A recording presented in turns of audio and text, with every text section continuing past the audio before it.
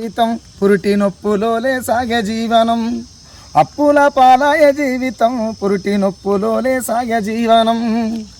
మనిషి చచ్చిన మీద పడే అప్పు, మనిషి చచ్చిన మీద పడే అప్పు, బతుకు పొరలల్లో లేదు పైకప్పు. అప్పుల పాలాయ జీవితం పురిటి నొప్పులోలే సాగే జీవనం. సాగు పుట్టుక మధ్య సర్వజన బంధాలు, అప్పు సప్పుల కొరకే ఆ పూట బంధాలు. ఆడు వానికి ఏ అవసరం లేకపోయినా డబ్బు అవసరం ఉందంటే ఆటోమేటిక్ చుట్టం అవుతున్నాడు. అది ఏందో అర్థం కాదు. విందులు సందులు సంసార బంధాలు, మనిషి బతికేందుకు ఎన్నెన్నో రంగులు. మనిషి అంగి లోపల ఉన్న బనీను పొక్కలు, మనిషి అంగి లోపల ఉన్న బనీను పొక్కలు, తీరొక్క తిప్పలు తీరని పొంగులు.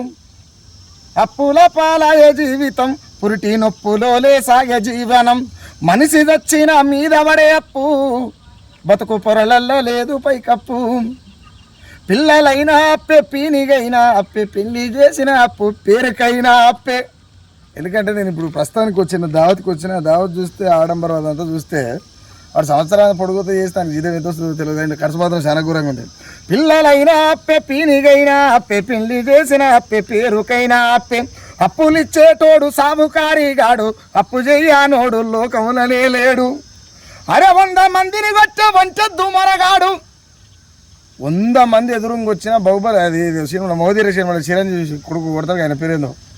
అసొంటి ఒకవేళ దండి బలవంతుడు ఉంచ కూడా 100 మందిని కొట్టే వంచద్దు మరగాడు, అప్పులో ఎదురొస్తే తల దాసుకుంటాడు.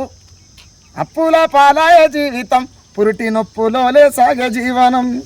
గుడికి పోయిన అప్పే, బడికి పోయిన అప్పే, బాధ కొరకు అప్పే, బతుకు కొరకు అప్పే. రాజకీయ నేతల తెల్ల బట్టల కప్పే. ఎంత విచిత్రం అంటే వాడు అప్పులు చేసి మరి గంజి చేసుకొని తిరుగుతాడు. అది అమ్మ ఇది ఏందో అర్థం కాదు. రాజకీయ నేతల తెల్ల బట్టల కప్పే, వెనక తిరిగే మందు తాగిన అప్పే. ఎందుకంటే మందు తాగకపోతే మన తెల్లారించి రాడాడు. ఈయన ప్రేమతో కదా ఆడు వచ్చేది. ఇంత బిర్యానీ పొట్లమో, బిర్యానో మందో, ఇంకేదో. పైసలను కంటున్న ప్రభుత్వాలకు అప్పే.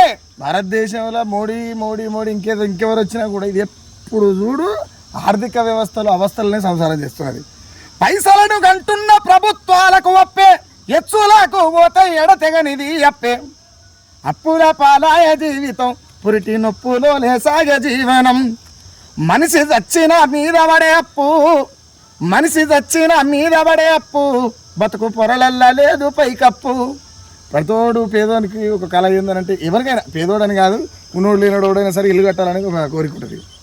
కానీ ఇల్లు కట్టిన ప్రతి ఒక్కడు భూమి మీద ఇప్పటిదాకా ఇల్లు కట్టినోడు ఎవడైనా సరే, ఓవరాల్గా భూమి మీద ఇల్లు కట్టినోడు ఎవడైనా సరే 99.99% ఆడు మీద వేసుకునేది కప్పు కానే కాదు, అది అప్పు. మీద వేసుకునేది కప్పు కానే కాదు రయ్యా, అది అప్పు తీరేసరికి ఈయనకు ఇంకో కప్పేస్తాడు ఊరవతల. ఆ కప్పేస్తాను కూడా మళ్ళీ ఈయన కొడుకులో బిడ్డలే, ఈడు సంపాదించిన దాంట్లోకి వెళ్ళేయరు. ఆయన బిడ్డలు, మనవరాళ్ళు ఇంత, అల్లుళ్ళు ఇంత, అక్కజల్లు ఇంత, అన్నదమ్ములు ఇంత అని మళ్ళీ ఆడికి వచ్చినాక కూడా మళ్ళీ కోసుడు పీకుడు మళ్ళీ అప్పే.